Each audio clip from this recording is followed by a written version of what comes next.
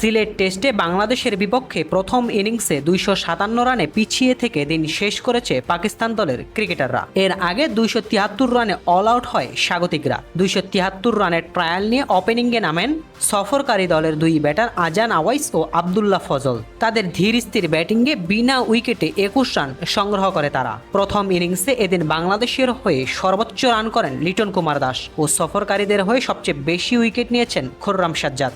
এছাড়াও মোহাম্মদ আব্বাস নিয়েছেন ৩টি উইকেট।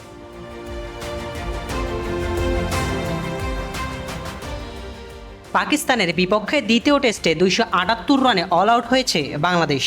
এদিন সিলেট আন্তর্জাতিক ক্রিকেট স্টেডিয়ামে প্রথমে টসে জিতে টাইগারদের ব্যাটিংয়ে পাঠায় সফরকারীরা। ফিল্ডিংয়ে নেমে উড়ন্ত সূচনা করে পাকিস্তান দলের ক্রিকেটাররা। মোহাম্মদ আব্বাসের বোলিং তোপে স্কোরবোর্ডে কোনো রান না উঠতেই প্যাভিলিয়নে ফিরতে হয় মাহমুদুল হাসান জয়কে।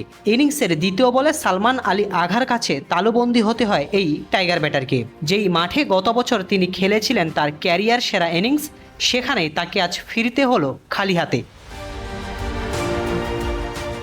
জয় আউট হলে মোমেনুলকে সাথে নিয়ে দলের হাল ধরেন তানজিদ তামিম। টাইগারদের হয়ে সাদা পোশাকে আজ ১০৯তম ক্রিকেটার হিসেবে অভিষেক হয়েছে তার। তবে অভিষেক ম্যাচকে তেমনভাবে রাঙাতে পারেননি তিনি।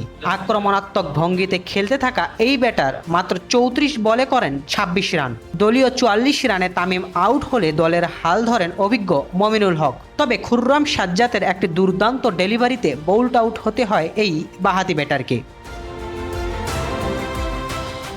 মাত্র ৬৩ রানে ৩ উইকেট হারিয়ে দল যখন বিপাকে, ঠিক সে সময় দলের হাল ধরেন মুশফিকুর রহিম ও অধিনায়ক নাজমুল হোসেন শান্ত। তাদের ব্যাটিংয়ের উপর ভর করে বড় সংগ্রহের পথে এগোতে থাকে স্বাগতিকরা।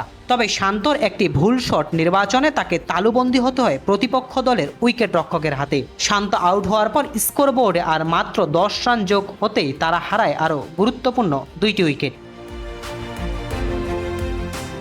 এরপর তাইজুল ও তাসকিন আহমেদকে নিয়ে বড় সংগ্রহের দিকে ছোট ছোট পার্টনারশিপ গড়ে এগোতে থাকেন লিটন কুমার দাস। প্রতিপক্ষের কাছে একটি জীবন পেলে সেই সুযোগ কাজে লাগান লিটন। একের পর এক বড় বড় শটে তুলে নেন তার ক্যারিয়ারের ৬ষ্ঠ সেঞ্চুরি করার পর আরও আক্রমণাত্মক ভঙ্গিতে খেলতে থাকেন এই টাইগার ব্যাটার। তবে হাসান আলীর একটি বাউন্স বল উঁচিয়ে মারতে গেলে বাউন্ডারি লাইনের কাছে তালুবন্দী হতে হয় তাকে। প্যাভিলিয়নে ফেরার আগে তার উইলো থেকে আসে ১২৬ রান, ১৬টি ৪ ও ২টি ছক্কায়। এটি তার ক্যারিয়ারের ৪র্থ সর্বোচ্চ রান।